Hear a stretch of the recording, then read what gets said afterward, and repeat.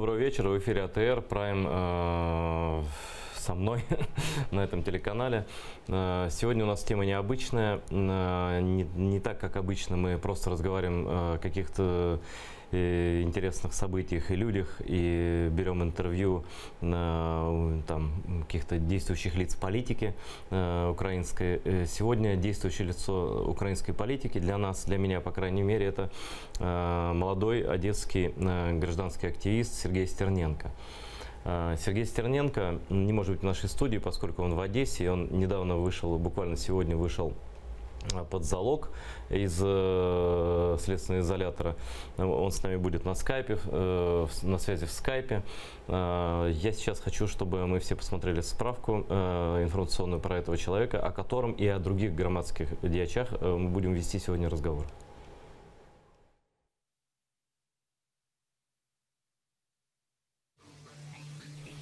Сергій Стерненко народився 20 березня 95-го року в селі Садове Білгород-Дністровського району Одеської області. Юрист за освітою, Сергій Стерненко 3 роки очолював Одеський осередок правого сектору. Він і його однодумці за цей час взяли участь у багатьох значущих для міста подіях. Серед іншого можна виділити закриття наркоточок, сміттєві люстрації, у тому числі Нестора Шуфрича і Олега Царьова, участь у подіях 2 травня і відвідування у подальшому судових засідань у справі.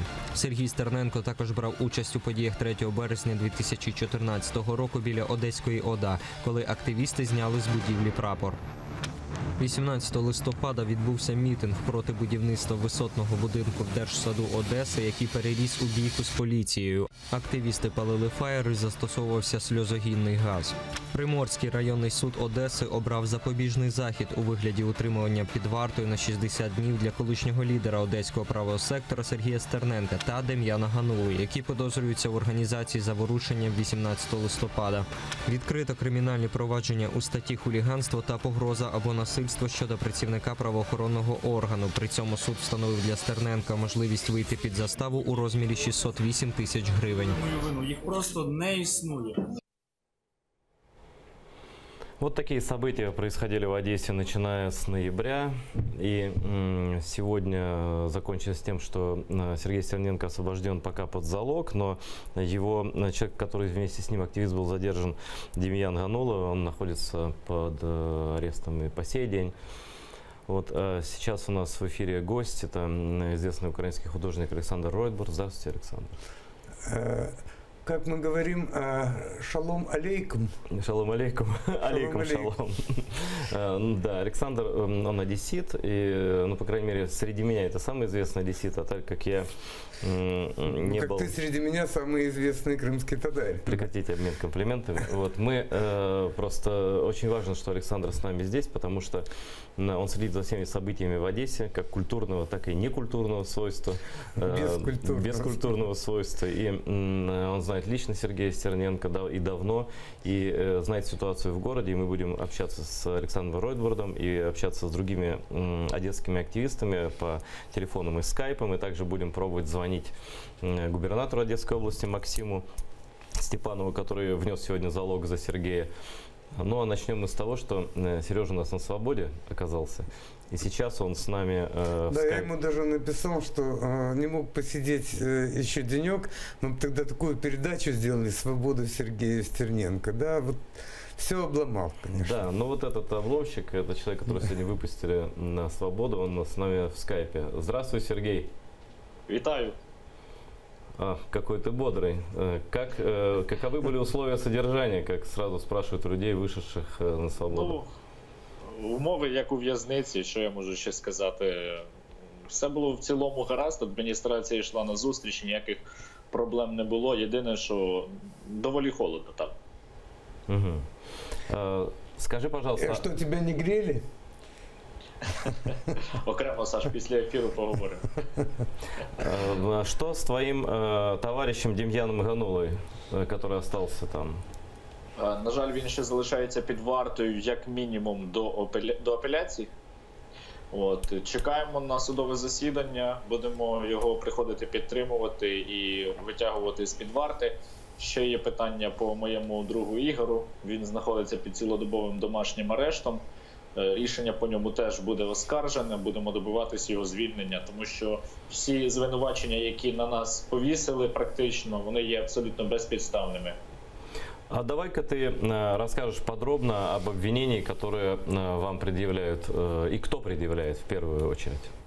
Ну, я не буду казати за інших, хоча це одне кримінальне провадження, яке базується на одних і тих самих матеріалах. І з тих матеріалів, які я вивчав, я не бачу жодної доказової бази по жодному з фігурантів. От, якщо говорити конкретно за мій випадок, то як тільки я дізнався про те, що на мене є кримінальне провадження, я був тоді в Харкові і прийняв рішення негайно вилетіти в Одесу і з'явитись до слідчого, щоб дати показання, щоб вони не затримували мене, щоб показати, що я готовий говорити, я не переховуюсь, мені нема чого боятися. Але прокуратура, навіть підписуючи клопотання про тримання під вартою, це не врахувала. Воно було підписано ще за день до того, як я з'явився до слідчого. І коли було судове засідання, ми вимагали викликати голову Нацполіції Головіна, який плутався у своїх показаннях, надав їх російською мовою. От, я просив перекладача. І відмовили нам у тому, щоб його доставити в суд для допиту. Потім ми допитали ще одного поліцейського і врешті-решт поспілкувалися з прокурором, попросили його перелічити ризики, які можуть бути, для чого мене закривати під варту. Тобто. І прокурор сказав, що є ризик переховуватись від правоохоронних органів. Але я встаю і кажу, але ж я прийшов сам, мене навіть не викликали. Він каже, є ризик впливу на потерпілих та свідків. Я кажу, і мій адвокат каже теж, поясніть, будь ласка, в чому полягає цей ризик? Тому що прокурор просто цитував диспозицію статті, нічого більше. І прокурор каже, Сергій має активну громадянську позицію і тому може впливати на співробітників правоохоронних органів. Тобто мене практично прямими словами прокурора закрили за мою активну громадянську позицію. Тому що всі ризики були не доведені, жодних доказів в провадженні по мені немає та й бути не може. Я сам все документував, все знімав на відео, що відбувалось під час того протесту. Потерпілі плутаються в показаннях. На початку вони кажуть одне, під кінець допиту вони кажуть інше. Отак якось. А правильно ли я понимаю, что обвинение, пока оно не предъявлено, да, но подозрения основываются на показаниях именно сотрудников полиции одесской? Так, всі показання надають виключно співробітники поліції. Причому, що головне, Головіна, генерала поліції, керівника поліції області допитував його підлеглий лейтенант поліції Приморського відділу. Тобто це взагалі абсурд і є юридично нікчемними такі показання, тому що генерала поліції такого рангу міг допитувати тільки представник прокуратури. Як його допитав його підлеглий, це величезне питання і говорить про фальсифікацію матеріалів кримінального провадження. А як ставиться до вас прокуратура? Прокурор під час судового засідання навіть не намагався довести якось і обґрунтувати свою позицію. Він так посміхався весь час, жодної конкретики не надавав, суддя його підтримував, перебивав нас, не давав нам нормально ставити запитання. Прокуратура – це сьогодні така ручна собачка Труханова. А поліція? Російським паспортом. Поліція фабрикувала це кримінальне провадження спільно з Одеською прокуратурою області. Що тут ще можна сказати? Головін в своїх показаннях, це вже не є таємницею слідства, тому що це було озвучено в судовому засіданні. Головін на початку сказав, що він не бачив, хто до нього застосовував силу. Тобто в протоколі це зазначено. А під кінець він пише, що Сергій Стерненко вдарив його ногою в коліно. Тому ми викликали його на допит. Суд нам відмовив в цьому допиті. Але ж, як можна брати до уваги свідчення, які суперечать один одному? І це говорить одна і та сама людина, допитана своїм підлеглим. И ты сказал, что суд, собственно, тут твоих слов не нужно даже, потому что суд постановил, что тебя выпустят под залог только 608 тысяч гривен, так? Так. И у твоего товарища Дем'яна тоже така ж сума?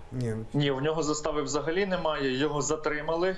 потім доставили в суд, він не встиг навіть сам з'явитись, тому в нього застави немає, і ми будемо оскаржувати рішення в апеляції, щоб він міг вийти на вулицю. А, кстати, По суті, знаєте...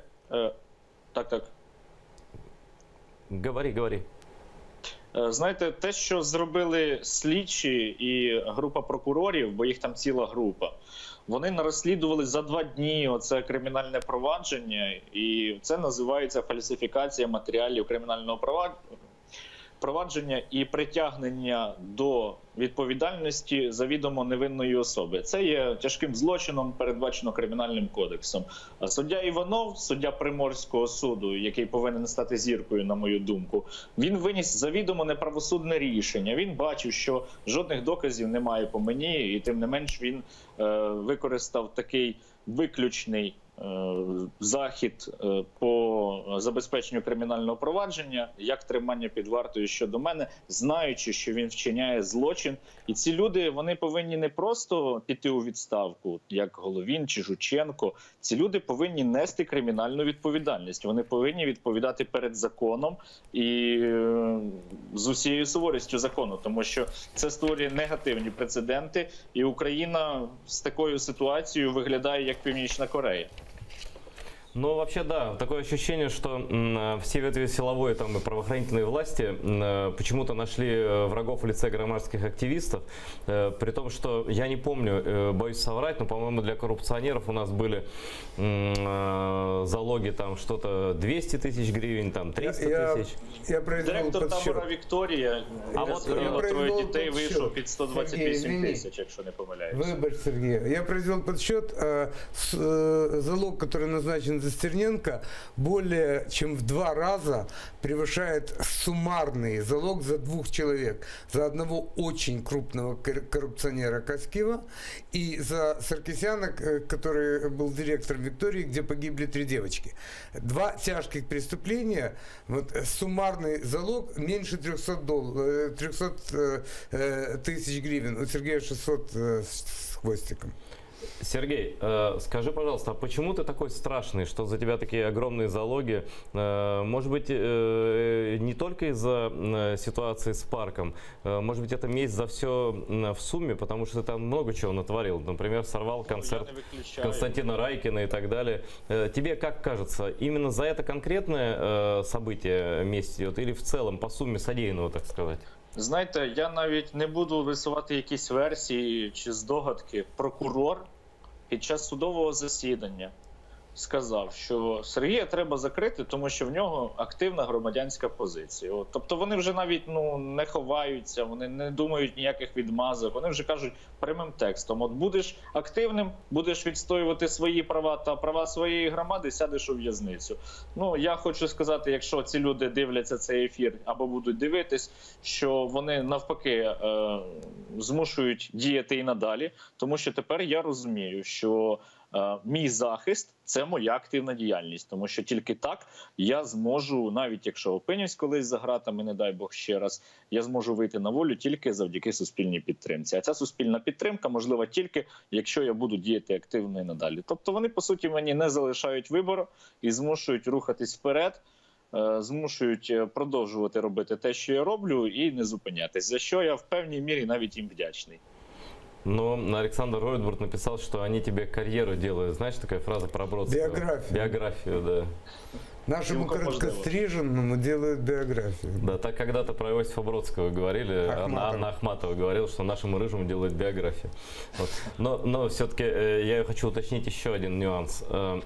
Какова необходимость была в тот момент такого силового сопротивления? Что происходило, вот, на твой взгляд, в тот момент, за который тебя задержали и предъявляют обвинение? В літньому театрі? Да. Я описував детально, що відбувалося, вів трансляцію. Сутички перші почались після того, як активісти намагались зняти прикручені буквально до дерев в міському саду відеокамери, які були встановлені людьми, які захопили літній театр. Під час цього почалась штовханина. Я опинився під ногами співробітників поліції. точніше, ні, не так, людей, які були одягнені в форму співробітників поліції. Тому що на них не було ні розпізнавальних знаків, вони не представлялись, деякі з них мали при собі арматури, деякі намагались вибити відеокамеру моєму знайому якоюсь дерев'яною палкою взагалі. От. Після того люди буквально увірвались у літній театр, відчинили ворота і все було спокійно. І через хвилин 10 після того, як ми туди зайшли, Беркут почав нас чомусь штурмувати, абсолютно незрозуміло з яких причин. Це викликало жорстку реакцію людей, які там знаходилися. Там було близько 1000 людей. Беркут опинився між двома натовпами, вигріб, якщо говорити простими словами. І насправді це була відповідь навіть не тільки за ту ситуацію в той день, а й за ситуації інші, тому що неодноразово поліція вже порушувала закон і не несла за це жодної відповідальності. 8 червня цього року співробітники Беркуту мені зламали перенісся, я переніс операцію, після цього тиждень ходив в гіпсу. Прокуратура відкрила кримінальне провадження за фактом перевищення службових повноважень з застосуванням сили. І минуло півроку, навіть більше, жодних результатів немає. Хоча це було під відеокамери, при десятках свідків. Вони не можуть встановити, хто були ці поліцейські. Бачите, а тут за 2 дні вони швидко шиють кримінальну справу і швидкими темпами закривають людей. Що відбувалось далі? Сутички тривали. Прийшов Головін, голова поліції області. Хотів говорити з активістом, але йому сказали, що з ним спілкуватись не збираються, тому що до нього немає жодної довіри, тому що він є фактично людиною підконтрольною Труханову. І декілька місяців тому була ситуація, коли одну з активісток, яка виступає проти мера, побили, а це була серія буквально побиття різних людей, які виступали проти діючої міської влади. Ми прийшли на мітинг під головне управління Національної поліції. І до нас не те, що ніхто не вийшов, просто поставили беркутів на вході, не вдавали навіть жінці одній зайти всередину будівлі, нічого не пояснюючи. Тобто нас просто, вибачте, послали на 3 букви тоді. І, відповідно, люди після цього з Головіним спілкуватись не хотіли. Якщо ми до тебе приходимо, коли є серйозна проблема, вимагаємо розслідування резонансних злочинів, і цей злочин, до речі, досі не розслідуваний, і досі нікого не притягнено до відповідальності, то не дивуйся, якщо з тобою не захочуть говорити, коли ти сам прийдеш, коли тобі буде потрібно. Власне, почалась штовханина після цієї розмови з Головіним. Звідкись йому прилетів невідомий предмет в голову. Активісти потім зняли ворота з літнього театру і зачинили ними ворота мерії, тому що саме мерії приймалось рішення про передачу в оренду земельної ділянки в міському саду. Сергей, и, наконец, наверное, последний вопрос. Если вдруг у нас что-то возникнет, мы тебе еще наберем какое-то уточнение, так сказать, с последственным действием. Но последний вопрос на сейчас такой. А сколько предусматривают статьи, которые вменяют тебе и Демьяну Гануле? Від 3 до 8 років позбавлення волі. Угу. Спасибо, что был с нами на связи, Сергей. Рада, что ты на свободе, и надеюсь, что все будет нормально. А мы прощаемся с Сергеем Стерненко и продолжаем разговор в студии с Александром Ройбурдом, одесситом, который прекрасно знает Сергея. Что за человек Сергей и почему он так поперек горла Труханову и всем в Одессе? Знаете, я уже тебя на «вы» называю. Я знаком с Сергеем, когда он пришел ко мне в дом, ему было лет 19. Это был очень решительный такой юноша. За его плечами было активное участие в пресечении попытки мятежа в Одессе 2 мая. В то же время он был достаточно наивный человек. Он на моих глазах фактически вырос политического деятеля. Я не могу сказать, что я согласен со всеми его действиями. Я считаю, что иногда, может быть, надо действовать и спокойнее, и выдержаннее, и понимать, что конечный результат, то есть у меня вот поправка на отношение к Райкину, это в принципе восстановило не худшую часть одесситов против активистов. По-моему, я был бы рад более мягкому какому-то разрешению этого вопроса. С другой стороны, и оставлять это так было нельзя. Вот. Я могу сказать одно. Я читал, что он проплачен кем-то, я читал, что он наркопритоны крышует, я читал, что он там на кого-то работает, это полная ерунда. Я его знаю, он ни на кого не работает. Он человек очень скромных достатков. Да? Он человек, который ведет максимально скромный образ жизни. У него денег нет. Вот. Он никогда не идет на компромисс из меркантильных соображений. Если он пойдет на компромисс, то это будет договоренность на каких-то идейных принципах, а не на то, что вот мы тебе дадим деньги и порешаем. Если это идет вразрез с его гражданской позицией, разговора не будет. Я хочу передать привет всем, кто думает иначе. Если бы, я дорожу своей репутацией, если бы у меня были хотя бы какие-то сомнения в этом, я бы этого не говорил. Сергей у меня часто бывает дома, мы часто очень откровенно говорим.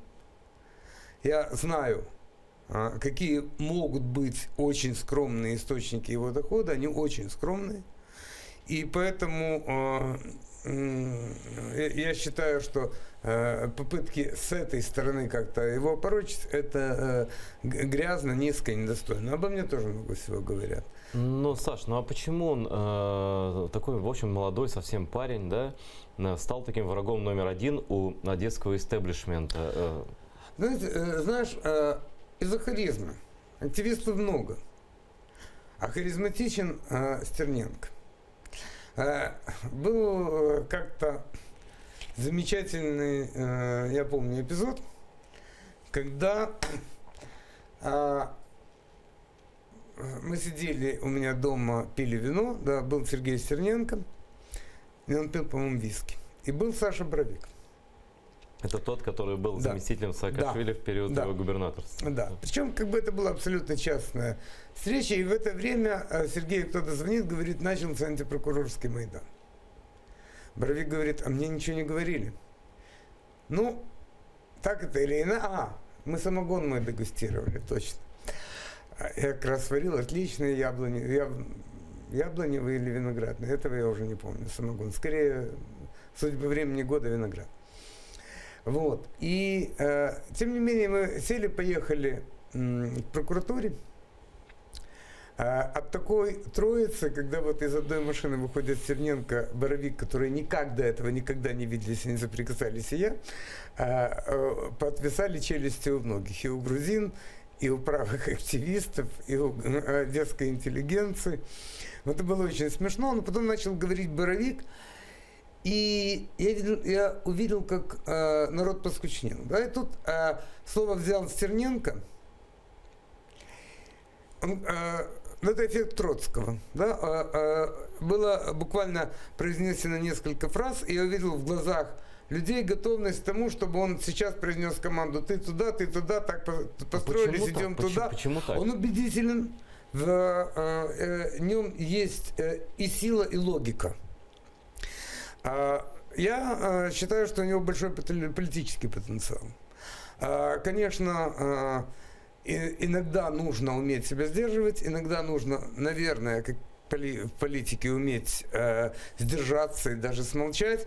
Иногда нужно, чтобы разум превалировал над эмоциями. Иногда нужно какую-то, может быть, более серьезную интеллектуальную подкладку. Хотя я знаю, он читает, он занимается самообразованием, он учится в университете. Но, тем не менее, потенциал политики и харизма у него есть. И, может быть, поэтому он для власти страшнее многих активистов, которые, ну вот как все понимают, но сказать не могут, а могут дать по морде. Стерненко всегда умеет держаться в рамках закона при этом, и Стерненко всегда умеет правильно просчитать ситуацию. Спасибо за очень интересную оценку этой личности, которая для меня только недавно открылась. Хотя он был на блокаде Крыма, мы просто не встречались тогда, но он был там тоже. И он, кстати, я хочу, тут многие говорят, вот фашист придет, он и к тебе придет в дом.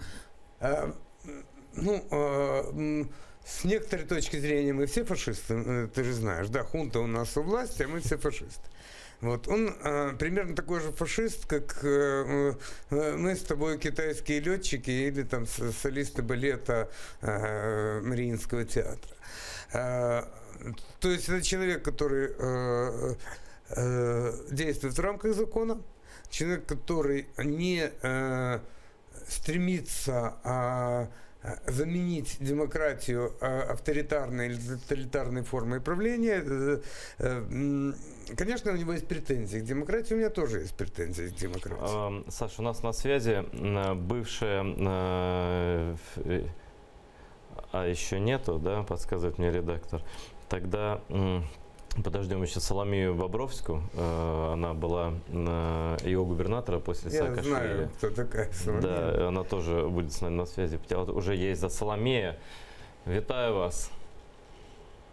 Соломея. Так, чую вас. Добрый вечер. Да, Соломея Бобровская у нас в прямом эфире по телефону. Это исполняющая обязанности губернатора Одесской области. После Саакашвили была некоторое время, а сейчас гражданский активист.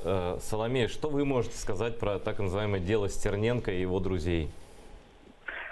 Ну, я хочу сказати, що це абсолютно невірні кроки нашого прокурора так званого третього тисячоліття, і мене обурюють такі дії, коментарі Юрія Луценка по відношенню до не тільки до моїх друзів, до колег, а до тих справ кримінальних, які ведуться в Україні.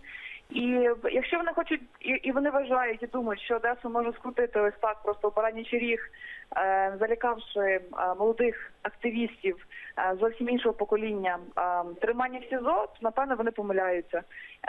І мені хотілося вірити, і я в це вірю, що хлопці достойно пройдуть свої випробовування не тільки в СІЗО, в домашньому арешті, а й через такі от силові методи залякувань перестати говорити голосно.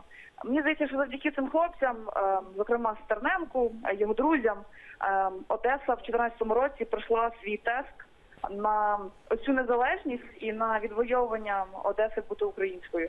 І за це мені здається, багато одеситів має бути вдячні. Це перший момент. Другий момент, мені неприємно дивитися, коли прокуратура, поліція і мерія абсолютно чітко грає в свою гру сьогодні в Одесі. І це є завідомо в тому числі вулиці Банкової, що є неприйнятно. І, зокрема, такий жест голови Одеської адміністрації, він показує якусь їхню внутрішню гру, яку треба знати, де потрібно знати тонкощі міста Одеси, для чого це робиться. Чи для пониження рейтингу мера, а для підвищення там президентської вертикалі, чи ми граємо в поганого і хорошого поліцейського і так далі. І третє, це ще раз показник всій Україні, що коли громадськість є об'єднана, коли вона сидить разом, вони можуть добиватися успішних результатів. Це дуже важливо в цей час зневіри, втоми, уже такої ненависті і розготованого реагування на дії влади. Соломея, я поясню и вам, и телезрителям, почему я решил именно эту тему взять в передачу, хотя, казалось бы, ну, это Одесса, да, у нас канал смотрят по всей Украине, вообще крымско-татарский там и так далее, и так далее. Почему важно? Вот то, что вы сказали, на мой взгляд, важно. Просто Одесса — это такой город, где действительно был серьезный бой за Украину. И получается так, что люди, которые были тогда активны, когда нужно было спасать город, чтобы он не стал какой-нибудь народной республикой, да, что эти люди в итоге оказались в загоне, их арестовывают, их увольняют, их изгоняют и так далее, а люди, которые готовы были вынести каравай хлеба оккупантам, они как раз всем этим делом и занимаются, и при этом власть смотрит на это, ну, скажем так, мягко говоря, безразлично. Почему такую поддержку получает господин Труханов и его, скажем так, команда? Дивіться, це дуже просто, тому що це гра велику політику, в тому числі голосів на вибори, чи то парламентські, чи то президентські, і це, я думаю, питання в тому числі бізнесу. І третій момент, не варто забувати про величезний бізнес Російської Федерації саме в Одесі, і його такі от нейронні кінцівки в самому місті. Якщо ви подивитесь розріз народних депутатів, які представлені в Одеської області, це є люди, які є з ногами, руками в колишній партії регіонів, але які сьогодні успішно перефарбувавшись, стають від прапори, в тому числі президентської партії. Одесити це знають і чітко про це говорять, але в тому і проблема, оскільки вони забезпечують на округах голосування, в тому числі за президента, це є взаємовигідна історія. Тобто ви мене не чіпаєте, поки я працюю тут каденцію в себе на місці в окрузі, а я забезпечую там в обмін на голоси. Це гарний бартер, і так воно в політиці, на жаль, працює. Тому плюс відбувається реванш. І про це говорять одесити, про це бачить Україна, яка стежить за Одесою. І мені здається, що тут якраз тонка грань вже провладних людей, тому що вони борються вже з вогнем.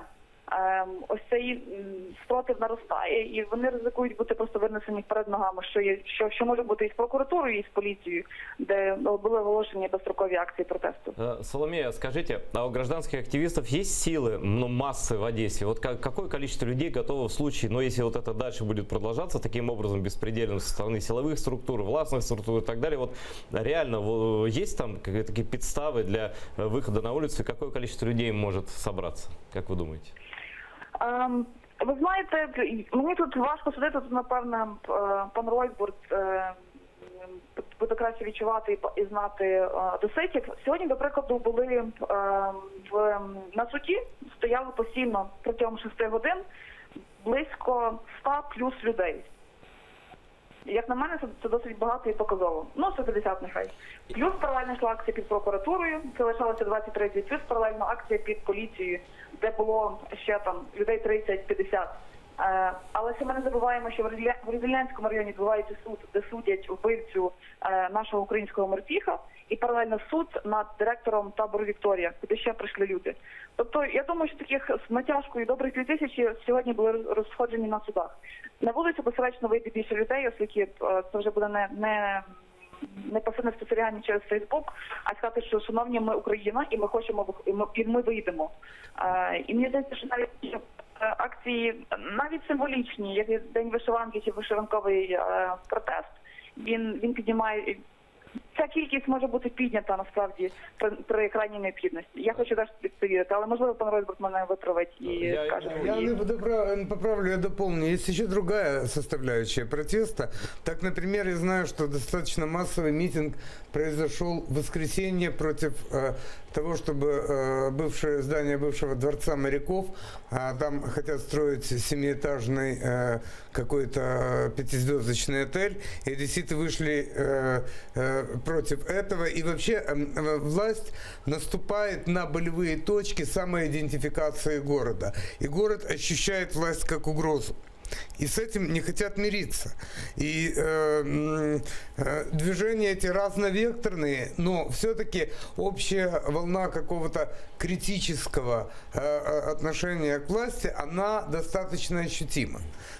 Я хочу еще последний вопрос задать Соломее Бобровской. Соломея, вы слышите нас? Да, я чую, так. Я не могу не спросить у вас, как изменилась политическая ситуация в городе, общественная, после того, как Михаил Саакашвили перестал быть губернатором. Чувствует ли нынешняя городская власть себя более сильной после этого?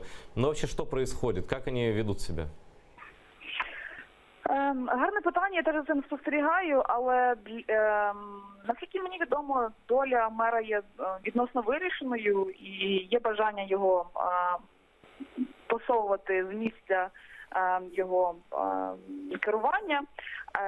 І це частково підтверджує тим досить різкими висловлюваннями, зокрема, голови обласної адміністрації, але, безперечно, хід іде, тут іде вже протистояння прокуратури, поліції, та тут схеми якісь рокировки, прокуратура, поліція, мерія, напроти там слова голови адміністрації, чи голова адміністрації, там деякі рекомендаційні вказівки прокуратури чи поліції, вони їх не виконують. І тут цікаво за цим спостерігати.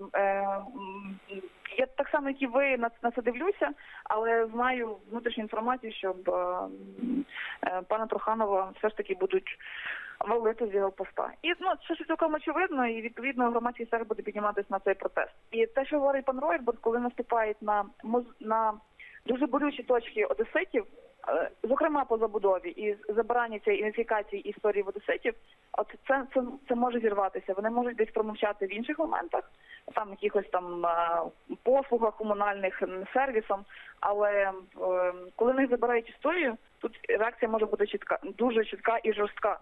Коли люди виходять, наприклад, на захист літнього театру, то виходять і малі, і старі, і відомі, і невідомі, і праві, і ліві, і вони тут всі об'єднані. І це дуже імпонує, і це має бути прикладом для решти України. Дякую вам, Соломія. З нами на зв'язку була Соломія Бобровська, колишній виконуючий обов'язки губернатора Одеси. Зараз вона громадський діяч. Я не успел задать, Саше, этот вопрос на Соломии, но задам тебе. Остался вот тот Майдан, который спас Одессу тогда от российской аннексии, он остался в Одессе, он никуда не делся? Он, конечно, раскололся, очень многие друг с другом перессорились. Я не знал того Майдана, я все время был в Киеве, и в Одессу ездил очень редко. И сейчас я тоже не очень. Я в Одессе до решения как-то вернуться к общественной жизни, практически год избегал какой-то публичности, поэтому я не могу сказать, что я эксперт по каким-то тонкостям. Да, я знаю, что, конечно, вот тот последний вопрос, который ты задал, Соломия, отставка Саакашвили, вызванная или не вызванная, там, ну, по крайней мере, обозначившая провал идеи быстрого реформирования Одессы. Мы не будем разбираться в причинах, искать виноватых. Вот. Она очень сильно расколола какую-то проевропейскую, проукраинскую, пролиберальную там часть общества. Да? Очень многие перегрызлись. Но я думаю, что об этом есть одесситы, которые более в теме, они расскажут лучше. Я хотел сказать одно, что когда-то Корчинский сказал, что эту страну погубит дурной вкус. Вот, к сожалению, я хочу дать оценку Труханову, которая мне кажется объективной. Его рейтинг, высокий рейтинг его поддержки, это не только поддержка президента, это не только поддержка одесской ваты, так называемой, это, мы говорили о харизме Стерненко, у Труханова есть харизма. Труханов человек с сильной интуицией и с отлично работающим мозгом. Ну, как бы есть понятие в компьютере оперативная память и объем памяти, да, у него блестящая оперативная память. Но в подкладке, на мой взгляд, там не хватает жизненно каких-то важных блоков информационных. Он не чувствует ауру города, историю, культуру. Вот как у Любавического Рэбе как-то спросили, почему люди делают зло. А он говорит, а они думают, что это добро. То есть нужен определенный уровень, определенный бэкграунд культурный, чтобы понимать, что нельзя строить высотку в городском саду. Но это же деньги, Саша, это же деньги. Деньги есть в другом месте тоже. В оперативной памяти. Более того, если считать многоходово, в других местах денег больше. Потому что если человек построил дачу себе, да, где-то в Приморской зоне, да, а рядом другой человек построил 25-этажный дом, то следующая дача будет стоить дешевле, потому что человек, который будет ее покупать, будет учитывать, что в трусах или без трусов, да, он на свой участок уже не выйдет, потому что на него будет с 5-го этажа смотреть сосед. Да, можно сегодня срубить деньги, построив дом, и в целом обесценить цену квадратного метра в рамках обзора. Можно убить склоны приморские и убрать вообще ценность приморской зоны, старого города и так далее. Вот ты упомянул о тех одесситах, которые действительно знают ситуацию. И сейчас с нами на связи человек, который там живет. Это очень известный в Одессе человек Виталий Оплачко. Он в скайпе с нами. Виталий, здравствуйте. Добрый вечер. Вы слышали часть нашего разговора? Да. Вот я вам тоже этот вопрос адресую. Почему одесская городская власть ведет себя именно так, настраивая против себя кучу людей? И что это корысть? Это действительно вот отсутствие дальнего взгляда какого-то, о котором Ройтбург говорит? И, ну вообще что это? Вам виднее, потому что я в Одессе вообще не понимаю ничего в ситуации в городе. Объясните, пожалуйста, телезрителям. На мой взгляд, господин Труханов не самостоятельная фигура. Он управляется двумя центрами власти из Киева и из Лондона. В Лондоне сидит господин Галантерник, и те решения или большинство решений, которые делает Труханов, зависит от интересов Галантерника и других бизнесовых структур. Поэтому говорить о нем как о самостоятельной фигуре мне не интересно. Я отношусь к нему без всякой симпатии. Поэтому, возможно, у меня даже есть некоторое предубеждение против многих его шагов.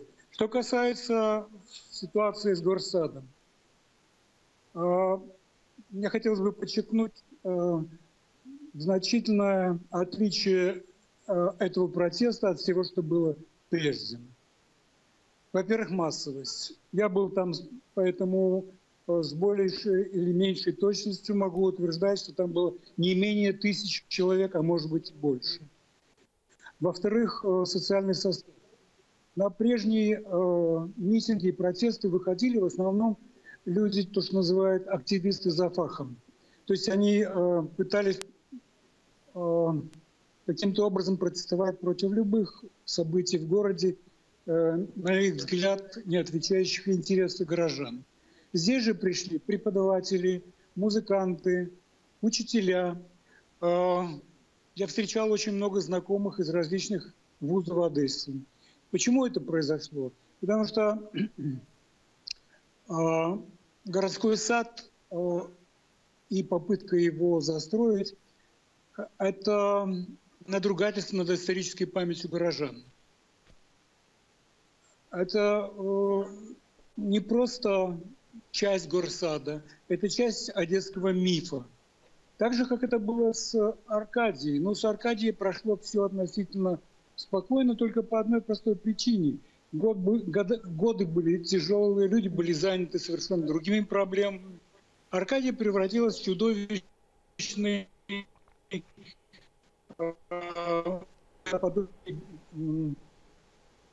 деревенских магазинов в Индии. Со всей этой мишурой, со всей этой торговой безвкусицей.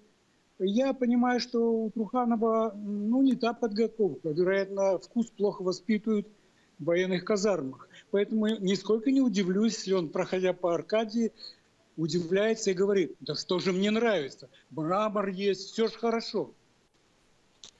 Поэтому в этом отношении к нему претензии могут быть такие. Ну вот нет у нас больше Марантии, нет Морозли, есть Труханов. Надо сказать, он не очень отличается от прежних мэров в этом отношении. Первая застройка еще... Виталий, мне хотелось бы еще сказать... Плохая связь немножко. Может быть, чуть помедленнее говорите, и будем заканчивать уже. Да. Ну, коли заканчивать, то я хотел бы сказать еще одну вещь, на мой взгляд, очень важную. Я сегодня написал в Фейсбуке, и это сделал совершенно искренне. Вне зависимости от того, какими мотивами руководствовался губернатор области Максим Степанов, его поступок достойный. Спасибо большое, Виталий. С нами был Виталий Оплачко, очень известный в городе Одессе человек, которого Саша тоже знает прекрасно. Но согласен ты с тем, что это бизнес-структуры, которые, в общем-то, руководят городом, а Труханов это... Ну, Труханов, несомненно, является ставленником этих структур. В то же время, насколько я информирован, он сегодня гораздо более самостоятельный, чем тогда, когда его продвигали на этот пост. Тем не менее, он, конечно, с ними аффилирован. Вот, поэтому я бы не назвал его марионеткой, но, конечно, он принадлежит к этой группе. Вот, но, с другой стороны, сегодня его субъектность достаточна для того, чтобы сказать, вот этого мы делать не будем. Он мог бы это сказать. А вот тут то, что я сказал, и то, что Виталий сказал, речь идет о культурном бэкграунде. Он просто каких-то вещей не понимает, на мой взгляд. Значит, это была такая история, грешно вспоминать там довоенную Москву, довоенную до этой войны с Украиной.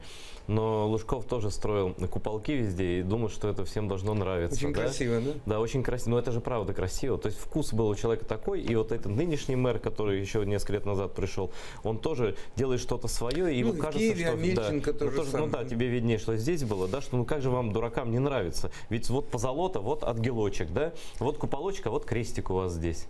Вот. Ну, а скажи, пожалуйста, все-таки я не хочу уходить вот далеко в эту архитектурную историю. Эта история, наверное, про такую полноту власти, когда ты можешь или думаешь, что ты можешь не обращать внимания на гражданское общество. Вот ощущается беспредельной вот эта власть нынешняя одесская? Так вот то, что, я думаю, сказал бы Виталий, если он нас слышит, да, то, что он не успел сказать, о чем мы с ним говорили. Это попытка указать гражданскому обществу его место. Это не персональная мера устрашения по отношению к Стерненко и другим активистам. Это персональное отношение, попытка устрашения по отношению к тем людям, вот, которые изображены за твоей спиной. Сидите, не рыпайтесь, а то мы сделаем вам плохо. Вы должны нас бояться. Мы не допустим посягательства на наше бабло, на наши бизнес-интересы. Да? И мне кажется, что я тут не согласен с Соломией. Я думаю, что решение Степанова о внесении залога, оно было самостоятельным. Вряд ли оно было частью какой-то игры банковой. Он проявил себя, на мой взгляд, как ответственный политик, который понимает, что в городе, который является центром его области, да, может случиться что-нибудь такое? Нет, да. Не должно быть беспредела, неконтролируемого со стороны одной из финансово-промышленных групп. И не должно быть позиции, при котором вот эта финансово-промышленная группа, пусть даже и пользующаяся поддержкой, может устрашить гражданское общество. А Степанов, он что за человек? Не Кстати, знаю. Мы просили его в студию, он сейчас в Киеве, но, к сожалению, на важных встречах, и он хотел, но не сумел прийти и присоединиться по телефону к нам, поэтому мы не можем узнать у него, почему именно он внес залог, но предположить, вот ты предположил. Не, ну я не знаю почему, но я знаю, что вчера утром я проснулся и видел, что он послал мне запрос на добавление друзья в удивительные социальные сети с Facebook, которую я очень люблю. И теперь, может быть, я буду более внимательно следить за его деятельностью. А ты вообще его не... Нет, мы один раз... Нас даже не представили, мы один раз поздоровались, и я задал ему один вопрос. Это было на публичном мероприятии. Вот. И потом один раз он упомянул мое имя в одном интервью. То есть мы знаем друг о друге, но я не могу говорить о Степанове как о человеке, которого я хорошо знаю. Но, тем не менее, он может быть противовесом вот этому огромному Труханову, который занял там все пространство? Ну, не огромному. По крайней мере, он показал, что есть какие-то рамки, которые нельзя переходить. Это серьезная политическая заявка. на уровне местной политики. И я думаю, что это непростой шаг, потому что на него уже начались сливы каких-то трухановских ботов. А где он взял эти деньги? А почему он не потратил их на больных детей? Даже такой вопрос был задан. А почему он потратил эти деньги, хотя там Стерненко крышует наркопритоны, и с каждого из наркопритонов получает $1000 в месяц. Я читал эти сливы, да, то есть в программе, да, это очень белой ниткой. Это была дана команда ФАС. Я надеюсь, что Труханов, как я сказал, человек умный, и ему хватит разума не превращать это в серьезную войну и противостояние, а принять какой-то новый расклад сил. Потому что Одессе нужен консенсус. Как бы это не конформистски звучало, консенсус и вертикали власти, и избранной городской власти, и гражданского общества. А город расколот до сих пор, и с той весны 2014 года так расколот это осталось? Я думаю, что он не расколот, он в массе своей как был, так и остался очень прагматичным и индифферентным. Но мне кажется, что вектор пророссийских, вернее даже не пророссийских, а антикиевских настроений усилился. Ну, в Одессе всегда не любили власть.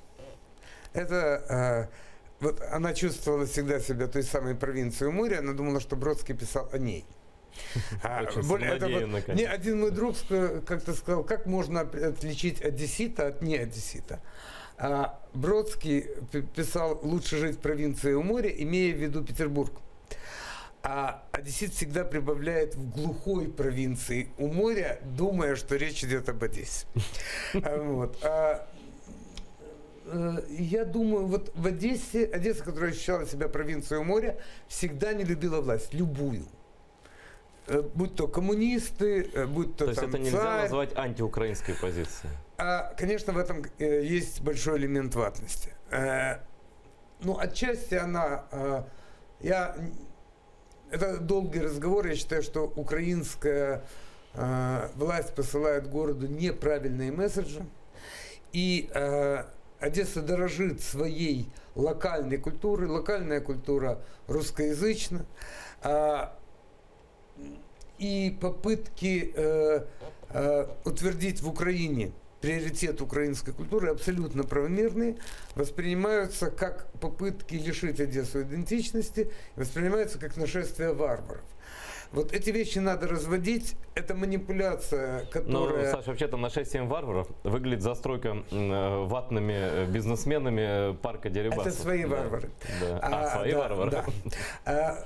Эти вещи надо... Здесь надо корректировать политику, корректировать какие-то сигналы. Ну, для этого тоже нужен больше интеллект, чего киевской власти иногда тоже не очень хватает. Ну а почему Киев устраивает Труханов на этом посту, несмотря на свой российский паспорт, несмотря на российский паспорт, это как бы я не думаю, что это в последнее время для него политическая идентификация. Это в свое время был, очевидно, какой-то бизнес-ход. Это ваша жизненная кредо всегда, да? Нет, я думаю, что у него какие-то были бизнес-интересы. Да. Он прагматик. И сегодня ему не нужно, чтобы в Одессу пришла Россия. Хотя в свое время он бегал с георгиевской ленточкой. Сейчас он научился петь гимн Украины. Носить вышиванку и класть цветы к памятнику. Да, я думаю, что он, конечно, он в этом не до конца искренен, но я думаю, что и вышиванка, и георгиевская ленточка была тоже не его кредо. Вот, он прагматик. Он человек, у которого бизнес-логика, он дитя 90-х. Боже мой, как у вас все запутано в Одессе, но на самом деле эта тема важна еще и потому, что речь идет не только, повторю, об Одессе. Если Сергей Стерненко будет сидеть, такие люди, как он, будут сидеть, значит, эта волна пойдет по всей стране. В стране реванш будет. Да, будет реванш и с непонятными последствиями. Именно поэтому мы сегодня подняли на канале АТР эту тему, отнюдь не локально одесскую. Я благодарю Александра Ройбурда, известного украинского художника, одессита, за то, что пришел, и всех, кто участвовал в нашей программе, и всех, кто смотрел. Это действительно очень важно. Свободу людям, которые действительно переживают за Украину. Сергею Стерненко и его друзьям. Спасибо большое за внимание.